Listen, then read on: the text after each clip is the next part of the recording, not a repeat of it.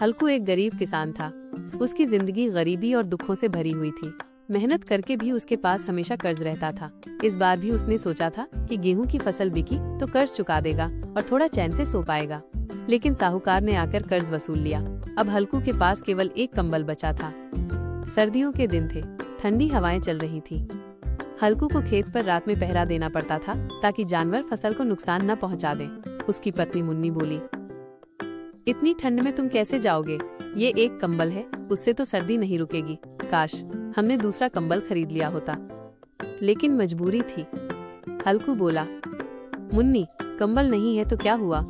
खेत तो देखना ही पड़ेगा, नहीं तो सारी फसल चौपट हो जाएगी। हल्कू खेत पर पहुंचा। ठंडी हवा चल रही थी, आसमान साफ था और ओस गिर रही थी। वो कांपता रहा। कंबल इतना पतला था कि ठंड से कोई राहत नहीं मिल रही थी। धीरे धीरे उसने आग जलाई, पर थोड़ी देर बाद बुझ गई। इसी बीच उसका कुत्ता झबरा भी उसके साथ था। झबरा ने हल्कू की ओर देखा, जैसे कह रहा हो, तुम सो जाओ, मैं खेत देखता हूँ। हल्कू ठंड से कांपते हुए बोला, झबरे, आज की रात तो मुझे मार ही डालेगी। वो खेत की मेड़ पर लेट गया और झबरे को अपने पास बुला लिया। दोनों एक दूसरे से सटकर ठंड से बचने लगे। रात का दूसरा पहर हुआ। हल्कू नींद से झपकने लगा। इसी बीच नीलगायों का झुंड खेत में घुस आया। वे फसल चरने लगे। झबरा भौंका, पर हल्कू उठा ही नहीं। वो बोला, खाने दे झबरे, ठंड से मरने से अच्छा है कि फसल ही चली जाए। सुबह हुई तो खेत में केवल बर्बादी थी।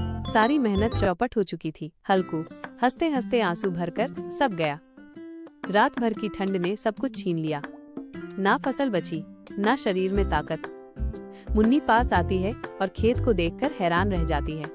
मुन्नी रोते हुए, हल्कू, ये क्या हो गया? सारी फसल नष्ट। हल्कू थकी हुई हंसी के साथ, मुन्नी, गरीबी से बड़ी कोई ठंड नहीं होती। झबरा भी पास आकर रोने जैसे